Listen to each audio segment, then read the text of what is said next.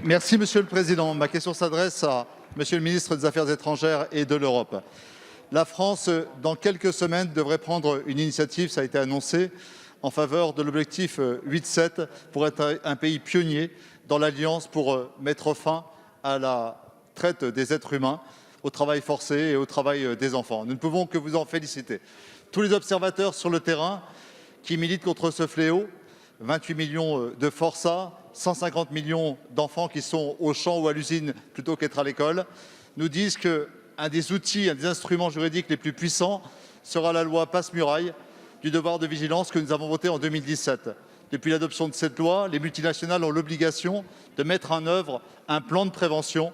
Elles peuvent être poursuivies au nom de leurs responsabilités pour l'atteinte aux droits humains et les atteintes graves à l'environnement. Cette loi, Monsieur le ministre, vous le savez, fait école. Elle fait école dans près de 14 pays européens, par la société civile, par les parlements. Et c'est inespéré. La coalition allemande a annoncé que début mars, elle adopterait l'équivalent de la loi française. Et c'est un signe historique. Le commissaire à la justice a engagé avec le Parlement un dialogue en vue d'aboutir à une directive européenne. Alors nous attendons la France. Pas seulement la France qui dit, mais la France qui fait. Nous avons besoin, aux côtés de la résolution européenne que nous préparons avec la présidente de la Commission des affaires européennes, nous avons besoin, à côté de l'attente expresse d'une évaluation de la loi française qui n'a toujours pas eu lieu 4 ans après, et c'est un scandale, il faut le dire ici.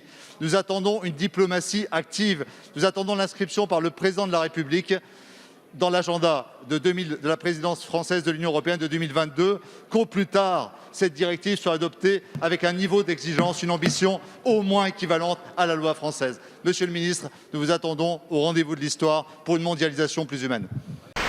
Merci, Monsieur le Président. Madame la ministre du Logement, aujourd'hui, près de 2 bénéficiaires des aides personnalisées au logement sur 5 vivent sous le seuil de pauvreté. Sans remettre en cause la réforme du calcul en temps réel des APL entrée en vigueur le 1er janvier dernier, force est de constater qu'elle a une conséquence immédiate.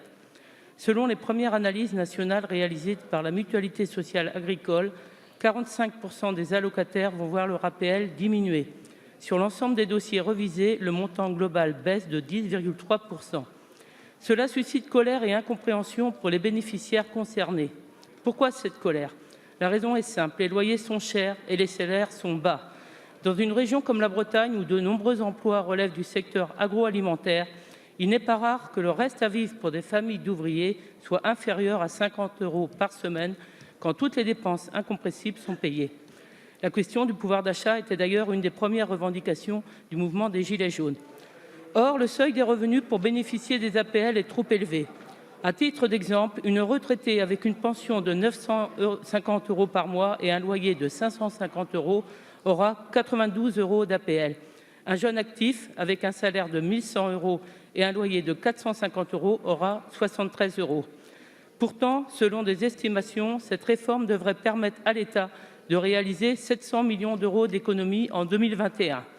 Alors que la crise économique fait basculer des milliers de personnes dans la précarité, est-il concevable que l'État fasse des économies budgétaires sur ses aides sociales ?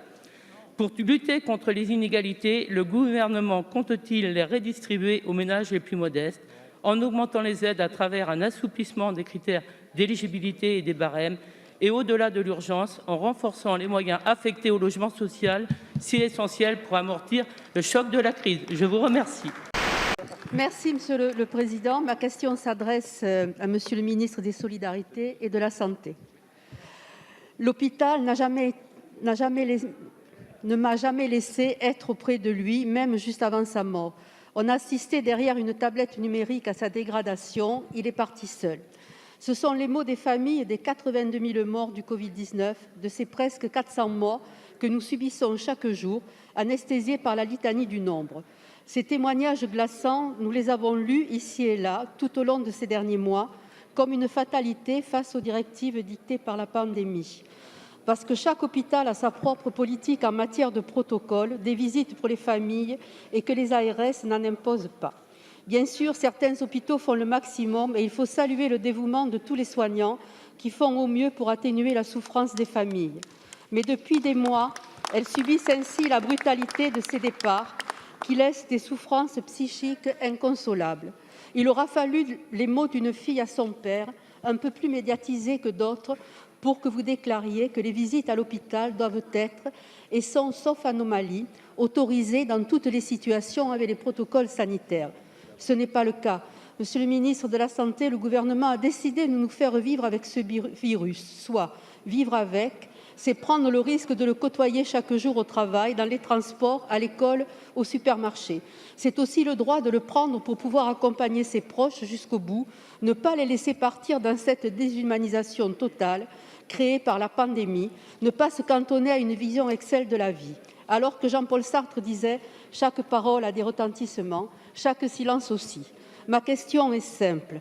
Comptez-vous donner des directives nationales contraignantes pour autoriser la présence des familles dans l'ensemble des établissements?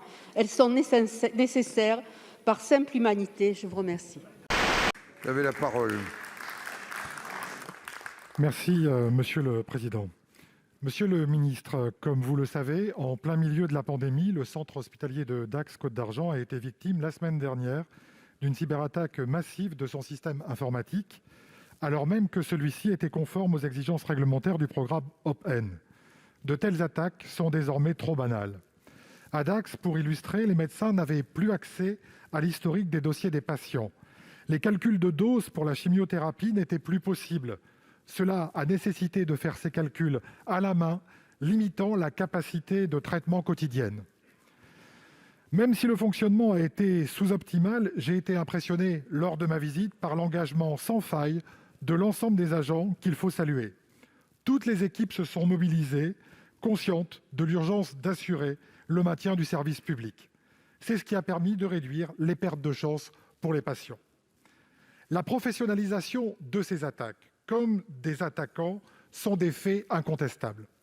L'Agence nationale de la sécurité des systèmes informatiques, l'ANSSI, signale une augmentation de 255% de ce type d'attaque en 2020. Le secteur de la santé est particulièrement touché. Le CHU de Bordeaux reçoit ainsi 20 cyberattaques par jour. Cette cybercriminalité est à la hauteur de ce qu'elle peut rapporter. Les demandes de rançon varient entre 200 000 et 10 millions de dollars. En parallèle, les coûts en matériel et en personnel dédiés sont de plus en plus importants pour les structures privées comme pour les structures publiques. Cette situation rapidement décrite m'amène, Monsieur le ministre, à plusieurs questions.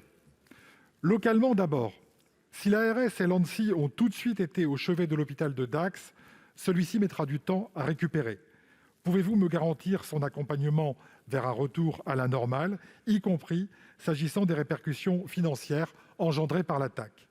Deuxièmement, comptez-vous accroître les moyens de l'ANSSI et selon quelles modalités? Et enfin, en raison du caractère extraterritorial de ces attaques, la France va-t-elle favoriser la coopération européenne, par exemple en donnant plus de moyens à l'ENISA, qui est le pendant de l'ANSSI au niveau européen? Je vous remercie. Un peu partout sur le territoire, l'inquiétude et même la colère des enseignants et des parents d'élèves du second degré grondent. En cause, les discussions autour de la dotation horaire globale qui doit acter votre choix budgétaire de supprimer 1 800 emplois d'enseignants dans le second degré. Ce choix amène de nombreux établissements à préparer la rentrée scolaire dans des conditions intenables. Alors que votre gouvernement proclame à longueur d'interview la priorité donnée à la jeunesse, cette mesure va avoir des conséquences désastreuses sur la qualité des enseignements. Classes surchargées, restriction des choix d'enseignement, recours trop important aux heures supplémentaires, réduction du nombre de professeurs remplaçants, etc. Notre jeunesse, durement touchée par les conséquences de l'épidémie de la Covid-19, va être la victime collatérale de ces suppressions de postes incompréhensibles. Incompréhensibles car la situation sanitaire devrait au contraire nous conduire à recruter davantage d'enseignants pour diminuer le nombre d'élèves par classe et mieux les encadrer. Incompréhensibles car la réforme du lycée que vous avez souhaitée nécessite des moyens en termes d'heures et de postes.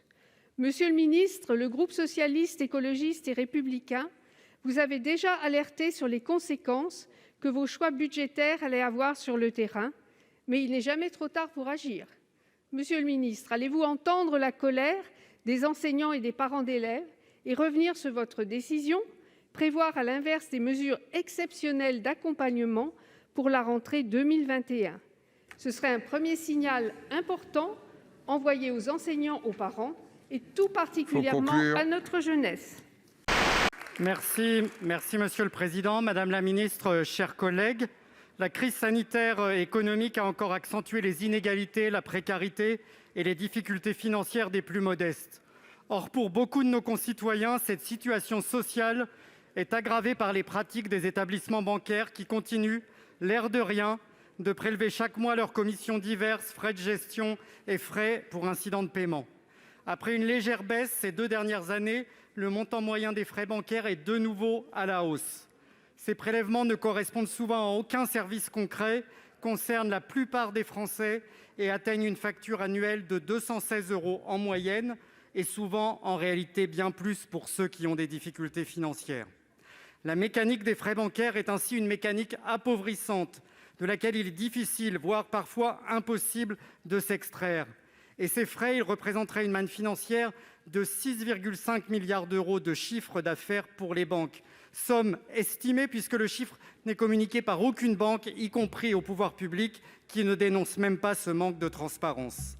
À plusieurs reprises, le Président de la République et le Gouvernement ont pris des engagements, mais sans jamais renforcer le cadre légal existant sur les frais bancaires. Après le vote de notre proposition de loi sur la limitation des frais, ici même au Sénat l'an dernier, vous vous êtes contenté d'un timide décret en juin dernier. Aujourd'hui, alors que la pauvreté explose dans notre pays, l'urgence sociale exige que vous n'attendiez plus pour protéger les Français de frais bancaires opaques, excessifs et injustes. Ma question est donc simple : allez-vous enfin agir pour mettre fin à ces abus ?